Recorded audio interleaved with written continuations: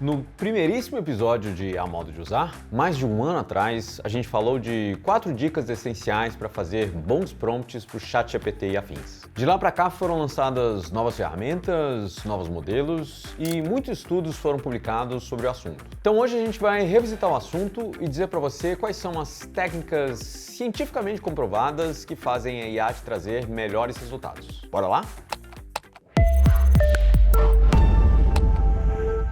As minhas dicas lá atrás foram: dê contexto, peça uma coisa de cada vez, converse e mande arquivos quando precisar. Tudo isso continua valendo, mas a coisa tem um pouco mais de nuance. Contexto segue sendo a peça mais importante de um bom prompt. Tanto que tem gente que quer rebatizar Prompt Engineering, aquela profissão do futuro, para Context Engineering. Pense como uma tarefa que você está dando a uma colega. Quanto mais detalhes e instruções você der que vão ajudá-la a realizar a tarefa, maior a chance dela fazer isso direito. Mas tem um limite. Prompts muito longos podem diminuir a acurácia dos modelos. Esse estudo da Universidade de Michigan diz que 250 palavras parece ser o limite antes da IA degradar em qualidade. Então é melhor ser objetivo e passar só o que importa para a tarefa, pois ele pode se confundir. Algumas pessoas gostam de passar vários exemplos do tipo de output que querem no prompt, uma técnica chamada Few Shot Prompting. Mas estudos mostram que a gente não precisa mais que 3 desses exemplos.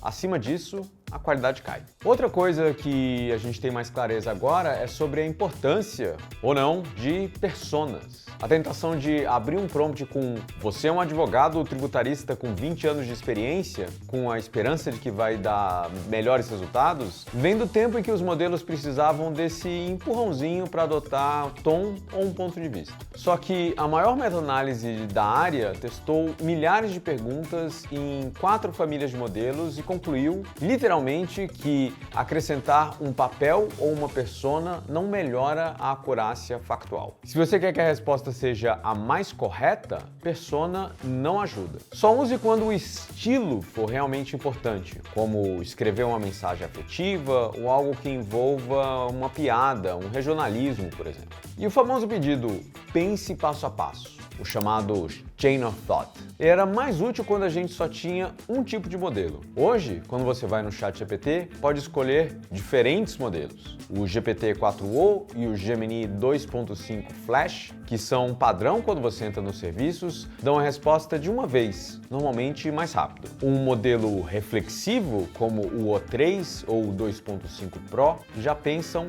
passo a passo de fábrica. Dados da Anthropic mostram que forçar a IA a explicar o raciocínio no prompt não melhora a qualidade e ainda dobra o tamanho do texto nesses modelos. Portanto, verifique a versão do modelo. Se for um rápido, peça o passo a passo. Se for reflexivo, peça só um resumo do que ele concluiu. Mas dá para ser um pouco mais objetivo aqui. De maneira geral, se o que você quer é produzir algo profissional, mais sério, que vai usar no trabalho, nos estudos, prefiro escolher os modelos reflexivos. É a sugestão de Ethan Mollick, autor de um dos meus livros favoritos de IA, que resumiu os cenários de uso aqui. Modelos rápidos são bons para chats e buscas rápidas, modelos reflexivos são quase obrigatórios para o trabalho. Outra regra de ouro que dei aqui, de um pedido por vez, continua valendo para os modelos rápidos, para as tarefas padrão. Esse outro estudo bem robusto aqui mostrou que quando colocamos 3 ou mais tarefas diferentes no mesmo prompt, a chance de o modelo confundir as tarefas sobe quase 20%. Então, divida o briefing. Vai fazer brainstorming de uma nova campanha? Primeiro peça ideias de persona, depois outra pergunta.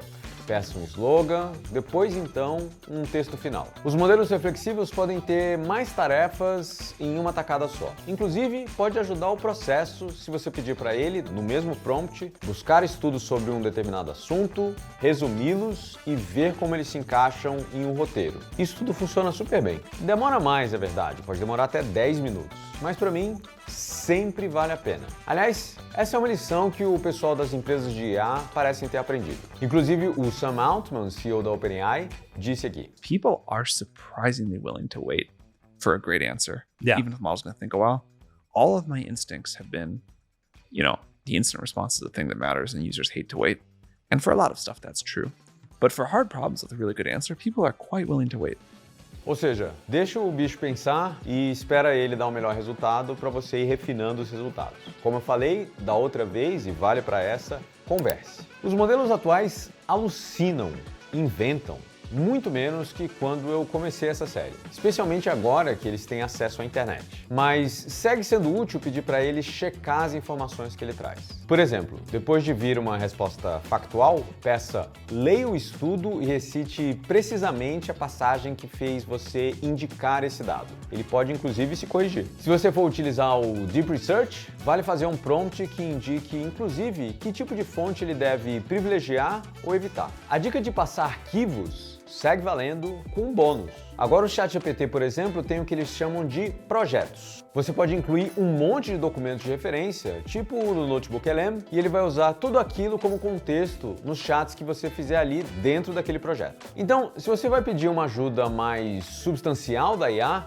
organizar os temas em projetos, ou se você estiver em um plano gratuito na mesma conversa, pode ser útil porque ele tira tudo daquilo ali como contexto. A ciência do prompt está evoluindo, à medida que as habilidades dos modelos vão melhorando. Algumas semanas atrás, eu falei um pouco de como fazer prompts para o Veo3 produzir bons vídeos, o que é uma ciência totalmente diferente. E outro dia eu falei, você pode me avisar quando o Palmeiras fizer um gol? E ele criou um alerta e ficou de 15 em 15 minutos checando a informação e criando novos alertas, novas notificações, enchendo minha caixa de e-mails na madrugada. Como é uma habilidade nova, a gente ainda não tem um mapa de como instruir um modelo direito. E é maluco ver como as próprias empresas que criam essas coisas ainda não têm todo o manual de instruções. Mas você pode contar com a gente aqui no IA Modo de Usar para ir explicando o que a gente sabe para te ajudar a usar melhor essa tecnologia alien. Até a próxima!